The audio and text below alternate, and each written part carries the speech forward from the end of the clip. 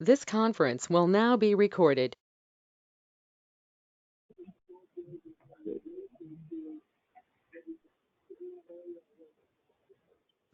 Yeah, it sounds so weird. I know it.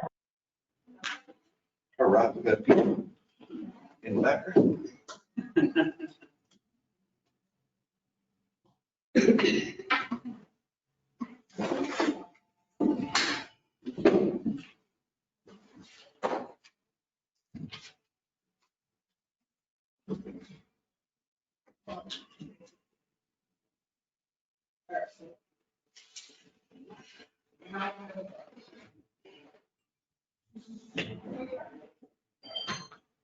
Call this meeting to order.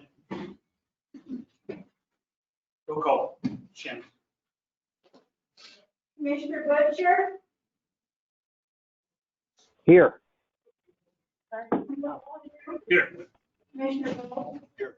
Commissioner Gaines? Here, Commissioner Gandy will lead us in prayer. bear with me. Heavenly Father, Lord, we just thank you for this day.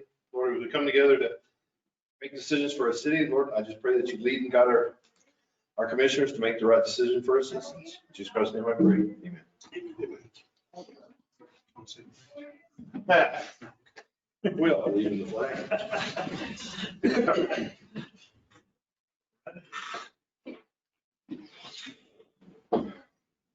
Wow. There's no discussion, James. You do need to approve the agenda. Okay, Mayor, I'd like to make a motion to approve the agenda as submitted. I'll second. motion was made by Commissioner Gandy, second by Commissioner Bolt. Any discussion? Roll call vote, Shannon. Commissioner Bolt? Yes. Commissioner Gandy? Yes. Commissioner Butcher? Yes. Mayor Trujillo? Yes. Now then, to first item, Public comment. public comment. I'm sorry, I don't even have the thing in front of me. Sorry. No, it's fine. Any public comment? There you go. Thank you. That's what I should do. Okay, is there any public comment? If anybody has an item on the agenda, please speak up at this moment.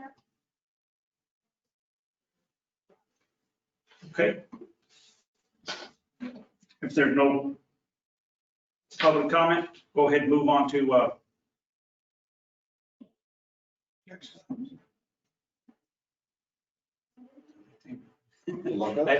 it's all right. We'll go ahead and move on to action items. Do I have a motion? Mr. Mayor, I'd like to make a motion for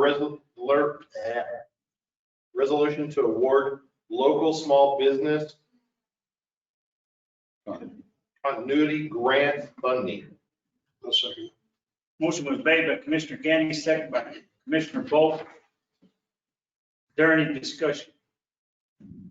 There's no discussion. James? Here's the process. Of course, on August 31st, we released our local request for grant proposals. They were due by 10 a.m. on this past Monday, September 14th. We received 10 applications. They all met the criteria as far as the definitions of small business, and they were all within the city limits. We distributed it to the evaluation team, which the evaluation team consisted of the COVID incident management team, which is Mayor Trujillo, Mayor Pro Tem Butcher, myself, Lonnie Boyles.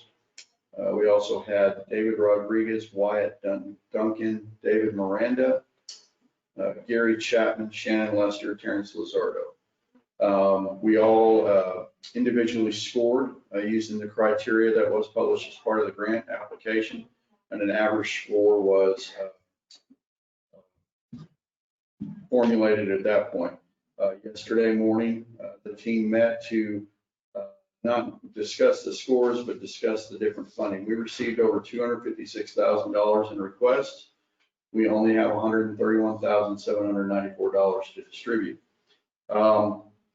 As far as funding eligibility, the initial guidance that we received were these criteria. I did attach it in Nova's agenda, but Per the guidance documents, of course, our program was specifically tailored for this. It's one of the components was business redesign, as well as a marketing component. But you can see reconfiguring physical space.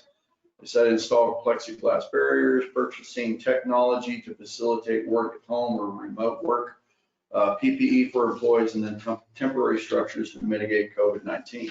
They did have another one, of course, for business continuity, and we focused it on marketing.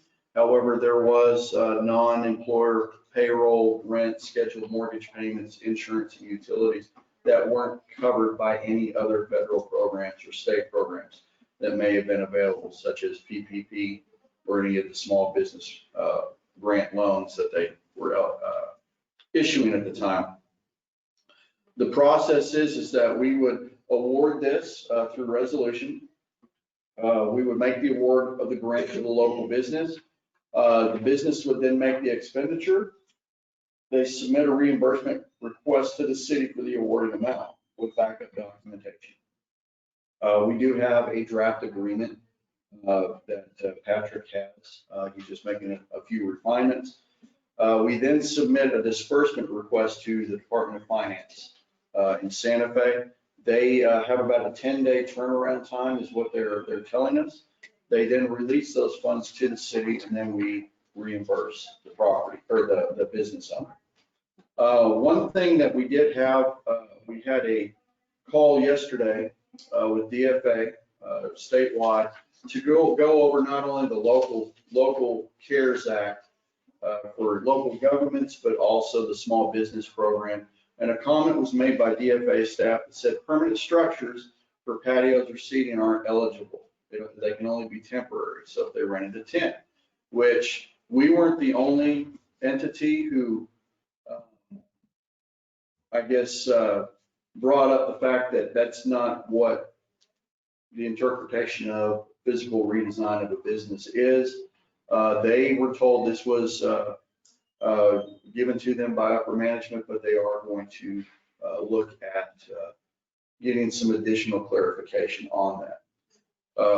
As you can tell by the spreadsheet or the bid or the award tabulations that we do have 3 that were recommended for some funding that are involved with permanent installation of some structures. That being said, we have a couple of different options. One of those that I still need to get with our local government rep. I plan on doing that later this morning. But is what we would do is once the commission makes a tentative award of this by resolution, we would contact our DFA representative and provide them a summary. We want to provide funding to this business for this project. I guess you would say get a pre-approval. If they say no, that's not eligible for our definitions, then we would have to approach it from a different direction. Another item or option B would be to provide the award. We would go and submit the documents through the process that we were informed about yesterday. If it's denied, we would cover the expenditure, but that's not the most desirable. We would also issue a moratorium on any request for permanent structures from here on out until we do receive definitive direction from DFA. Option C is that we would provide a tentative award to the business. We would enter into a agreement with that business who, let's say they want to erect a 10 by 10 metal structure for outdoor shopping or dining. We would say, okay, you're going to build this, but in order to receive the funding for that, you have to provide us documentation of expenditures for other eligible items, such as scheduled rent payments or mortgage payments or some non-covered payroll expenses that would equal that exact amount, but in the end result, it still achieves what they had submitted for.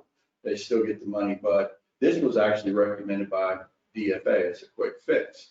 That does put a lot more work on the business owner as far as trying to get get the documentation together and to make sure everything qualifies.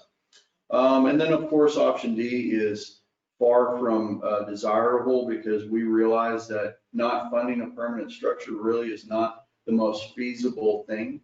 It makes sense to fund these because we don't know how long this particular disease is going to be present, much less any other.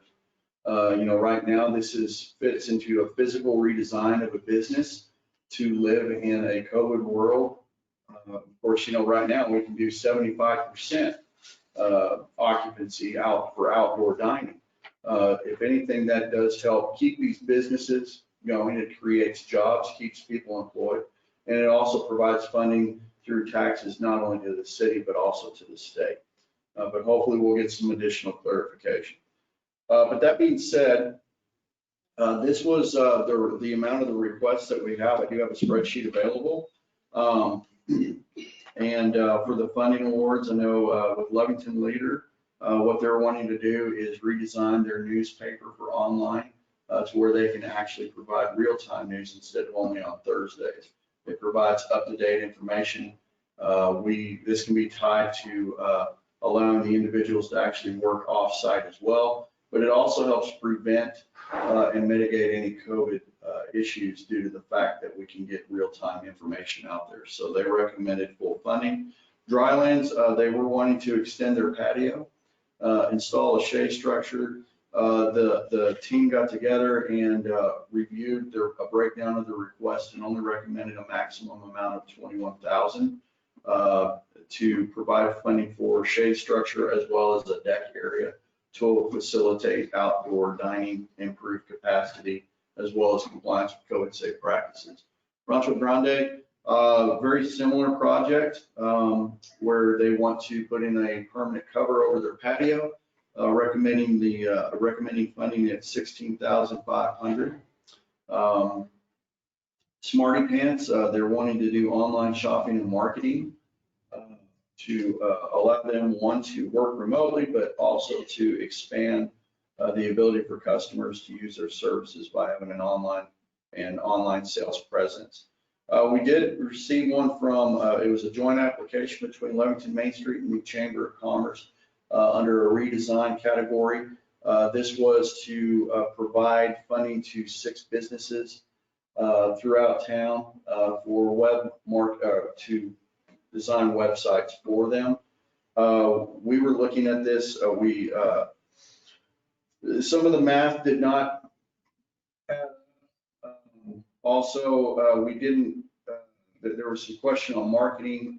We also needed a little bit other than the verbal commitment that businesses provided to them that they would actually commit to this to make sure that the funding is there. So we were going to visit with both of those organizations to talk about potentially reapplying, maybe just for some individual business. But there was just some issues that came up during the discussions. Baja Grill, they were wanting to improve their outdoor dining as well. We all basically recommended funding at $23,000 based on the same criteria that we utilized for the other 2 business or physical reconfiguration. We do have one marketing program through the Chamber of Commerce as far as providing some Lovington business gift cards. I know the Chamber has been moving along with that program, but this would provide additional funding for matching to where it would boost sales, but it would for local businesses as well. And it's something that would not only market local businesses, but it would also help have a return on investment. We did have 3 additional ones. Burger Builders, they did request a extension, basically their application was to extend the roof on the south side to develop a patio area. There was missing information. It was an incomplete application, was why it was recommended for no funding. We are going to encourage them to reapply with a complete application. Lee County Museum, Mr. Harris had submitted a request for $33,000 to develop a pedestrian plaza on the east side, which would include a metal sign, outdoor furniture, artificial grass, and a concrete slab. There was missing information throughout the application, so it was incomplete.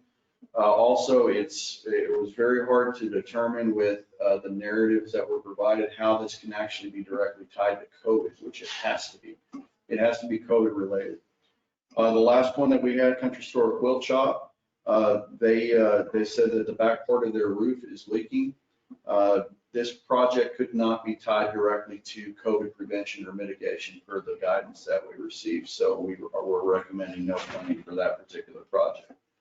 That is the government, actually you can see by the document that we had on NOAA's as far as what are those eligible expenditures, but fixing a leaking roof is not one of those that DFA would approve. But those are our recommendations. It's a total recommendation of little over $72,000. It's $72,614.44 for this first round. And there is not a limit on the number of times a business may apply. So go back to the ABCDs again. Yes, sir. Can you clarify the age, James? What this, Are you saying that just go ahead and submit the three that have structure, go ahead and submit it, they're approved, go ahead and grant the approval, and then the other ones are already pretty much falling?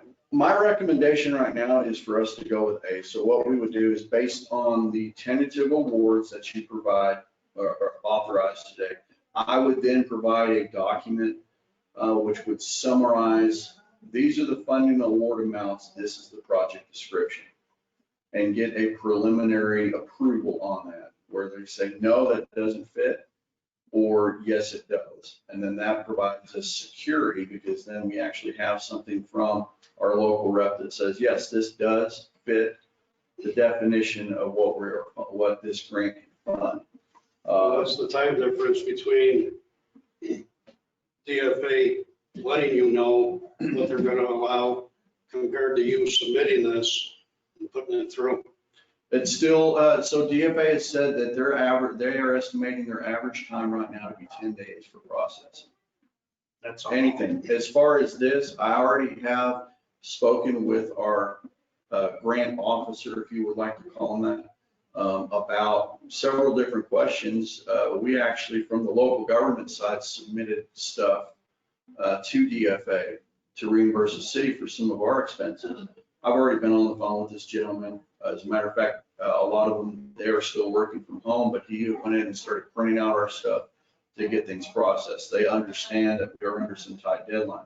What this could do is if they do decide to take up to 10 days, it would just delay it 10 days from them being able to say, go ahead and go, move forward with But this that is project. gonna be the process though, no matter what. Right. Yeah. If we just submit it, I mean, if we just execute an agreement and say, go forth, you've been awarded this money, we turn around, once we have that project deadline, even when we submit for reimbursement, it will still be 10 days. Average is what they're estimating before we get any type of disbursement. Yeah, because last night did my homework on this, checked it all out. The CARES fund, small application business, all this. Reading ours, I only see four that meet the criteria for the loan, the grant funding on here. With the other ones all having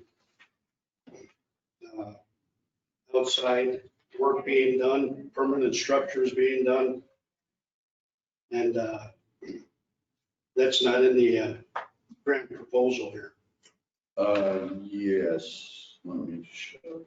As far as permanent structures are not allowed.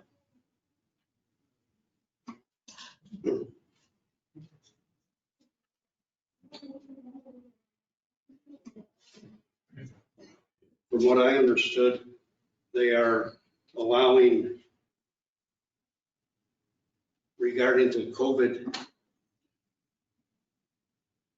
the COVID relief guidelines here, they're allowing for reconfigure of physical spaces, reconfiguring, Correct. which is inside, I would believe, because it's all for inside. It But stipulates, there's not a definitive Outdoor patios, that's actually reconfigured. The way that it was interpreted and actually put out through our grant proposal was that it is a physical redesign to bring stuff into compliance with COVID safe practices, which the addition of a patio space on your existing property, that's how this was interpreted when we first received this. That was an eligible expenditure. But from what I understand, it's for indoor. Where does it say indoor, sir? I never saw anything where it says We'll indoor. have to look and see. Yeah. So, but either way, if we go with A, that pretty much takes our interpretation out. And so when we send the request in, they don't like it, it's gonna get kicked back anyway. And so they're following their rules and it's set to their standards. So we're just, that way we just become a money handler. Is that, Correct. so, Right, yeah. but the thing is, you said there's only 3. Right now, there's only 3 in this recommended award. That we have. One, what Burger Builders, so the 3 that were recommended for some funding, not their full amount, but partial, were Drylands, Rancho Grande, and Baja Grill. Burger Builders wasn't recommended because it was an incomplete application. You were saying just 3 restaurants. Okay. And in our grant, request for grants, I just pulled it up, it's the design, purchase, and construction, or construct code safe practices at the site of their business that will allow them to reopen or open at a greater capacity. And that fell under the physical reconfiguration of space.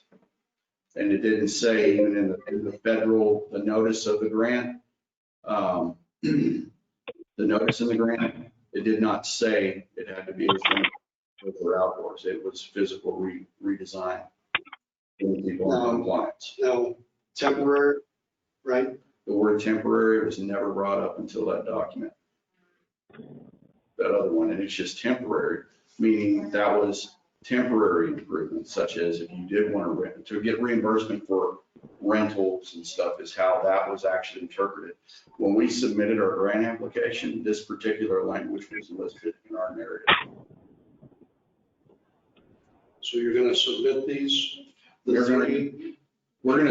We'll submit all projects. All 6 up there, all 6 projects, just to make sure that, yes, this is, and that's what those grant officers are for. But no matter what, we have to submit, if we get 3 more next week, we still have to go through the same process. They still have to approve it. I mean, we approve it at the local level, but then we send it up to them. They still got to approve it. And it still takes 3 days to approve it. So that's the process. Even though we approve it here, doesn't mean that they're going to get the money. They still. In the beginning, it was us being approved, and now it's them being approved. Chinese approved. I get way it keeps us out with like being, that's us throwing money out that we don't really have. No. So, Right. so A is A is the safest way. I was gonna say either A or D. Well, the reason why I'm just saying, we don't need to be, No, you're good. Because we work up the tab. I mean, if they do. A's the safest bet for the city's situation at the time and gives our community a helping hand in some form. So I'm good with that one. Over the Bernard was in that. Yes. Bernard, did you have any discussion on this item? No, I'm good to go on. Good to go on it. Okay, thank you, Commissioner. So, on the action item, we've read, we had a motion and we had a second. I'm going to go with Plan A. Do we need to include that in our motion, or that just recommendations? Mayor, well, I think in this particular one that we go with option A, but also if you are good with the evaluation and the recommended awards, that's fine, but if you would like to change any of them, that would need to be stated in the motion, or you can just say accept the evaluation and recommended funding. How do you feel, Commissioner? no. Starting off with Lovington Leader. He already has a online presence, am I correct? He does, but in this, with the way it's configured right now, it doesn't allow the real-time updates on news stories. It only comes out on a Thursday.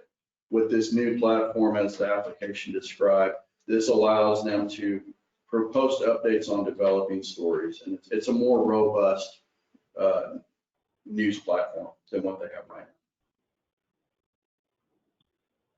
So it'd be more like any of the national chains that are constantly updating different stories. Correct. And stuff like that. That's what I'm understanding. So if you were on see it, whatever, one of those places is CNN or something like that. And every time they had, then if you were subscribing to their online paper, then you would post instead of just every Thursday something. Yeah, and then also what was brought up due to COVID was where we can get the information out to the public as quickly as possible in case something emergency did occur or something. We felt that he's been pretty much the voice of Lovington when it comes to and the way he presents Lovington has been fair. So in state practice with COVID, that would be our go-to person, which has been, for public announcements and so forth. So we felt that would be the idea. And I agree with the software. He's gonna need that for web design, interface and all that. I agree with that. The computer, the desktop, I agree with that also. I was just wondering as far as the laptop. Yeah, we did discuss that.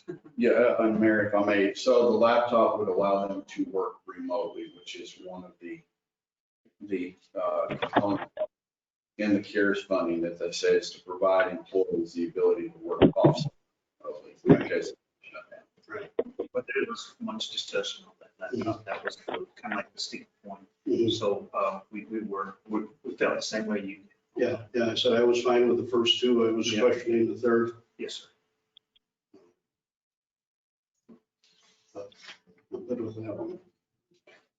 You're good with that? Okay. Do you have any other discussion on any of the other ones? Commissioner?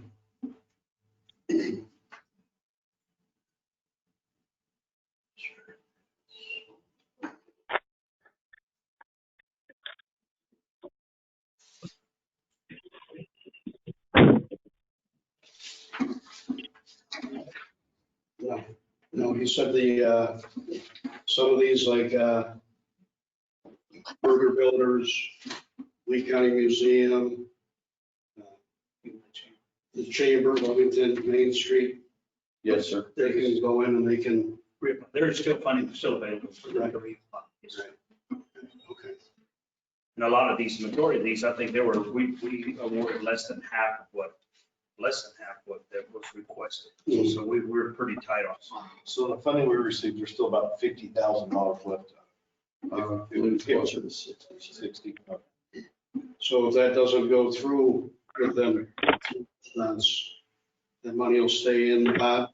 Yes, sir, or we could actually look at option C if they can justify obtaining reimbursement through other eligible expenses. Like DFA said, well, if they're wanting to do this, if they have eligible expenses, as utilities and et cetera, actually add up to that amount, you're still providing them that money, but it is covered on that other end. It's a lot more complicated for them, but in the end result, they still would have that funding available to do that project. So basically, we start off with option A, and go through that process, and then let's just say something gets kicked back or something. Then they have an option C, where they come back, they have to file for additional stuff through extra documentation that meets the criteria, and they still could come up with that funding. Yes, yes, sir. There's still a way to do it. Option A is the best, it's the easiest for all parties involved. But in the event that doesn't happen, we would have the ability to go back to the business owner and say, look, we could provide you this funding, but you have to provide documentation of these expenditures to equal whatever the let's say, just saying, for instance, Rancho Grande is 16,500. Do you have these expenses that are clearly defined now per the CARES Act and DFA. If it totals this, we can provide you this funding. And that was actually a recommendation by Or they may get a portion of even that. a portion of that. And Still maybe a for, high portion, but they Correct. might have an increase. So instead of, and should they decide not to do that, then that money just gets put back into the pool and can be obligated to other projects.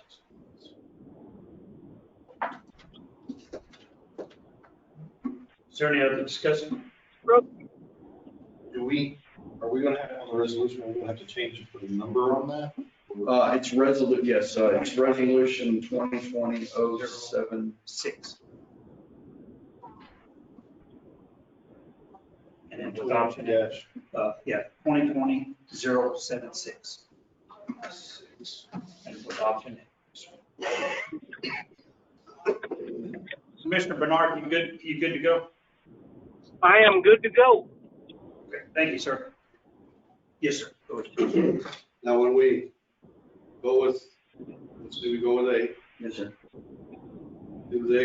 are they able to proceed with anything as far as? No, we would, before anyone, even before this development yesterday, at like literally 10:10 in the morning, they would have to have an agreement. The city would have to have an agreement with them.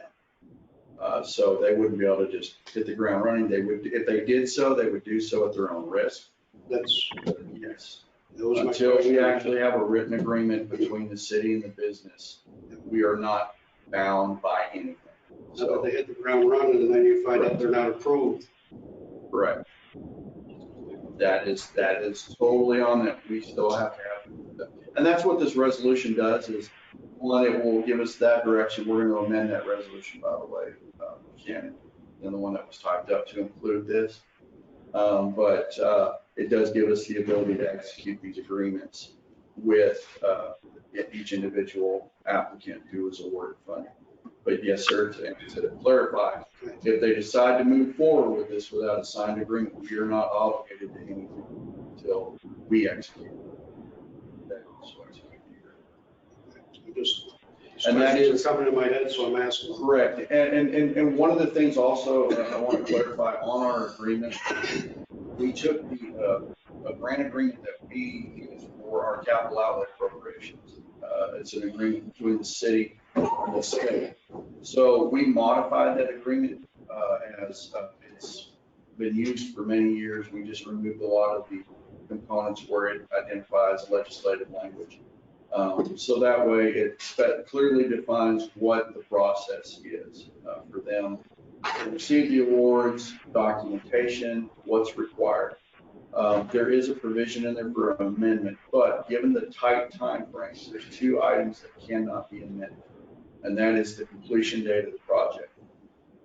If they go one day over the completion date, especially if they say, well, this is going to take me until December 30th, which is the absolute last day that funds can be expended for this program. If they go back past it, they forfeit their ability to get reimbursement. And we won't amend those dates. I mean, it's just because we would have that agreement, and if they don't comply, don't get us the reimbursement request, the city potentially could be on the hook. However, given the changes in the disbursement cycle now that we just were made aware of yesterday, the nice thing about this is that we get the funding from DFA. So we have an extra level of protection now where we're not on the hook or writing somebody a check for $5,000. And then if they don't submit documentation and whatnot, we don't get that money from the state. So we have some levels of protection to protect the taxpayer. Let me ask this question. December 30th comes. With COVID, we know how things are. Everything is slowed down. So let's use, for instance, finance. Okay. It's doing their project. We need to get a building inspector in there to write it off, to say that the project is complete. What if there's a holdup with getting an inspector?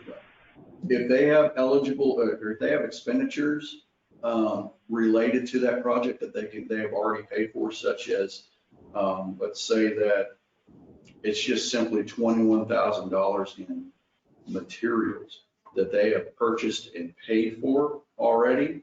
That's eligible for that expense. And I'm sure that, of course, with the changes at DFA, some of this is tied to federal requirements that the state has to follow. But if there's any developments as far as changes on that, of course, we would visit with you all to see if there's anything that we would amend. But the thing is, they need to make sure that they get to a point where, yes, is the project complete? Do you have the funding? We can work with folks on that, but the most important thing is just making sure that we have definitive deadlines instead of somebody taking, 8 months instead of 2 months to get something done. We want to make, and that's one of the reasons why we also asked to make sure that people had the funding already in place to do the project. Instead of, oh, well, now I have this money to do this, I need to go to my bank to get them to release the funds, because we have such a narrow window to get the funds out there and get the reimbursements.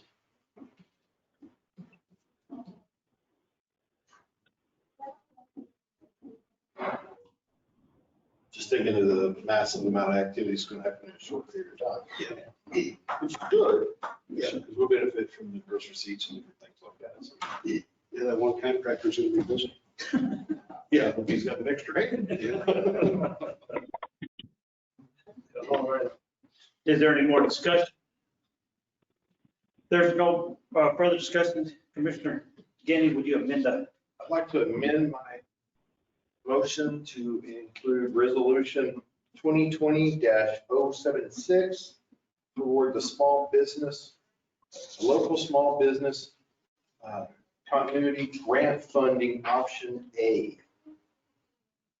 Second. Okay, motion was made by Commissioner Gandy, second by Commissioner Bolt. Is there any other discussion?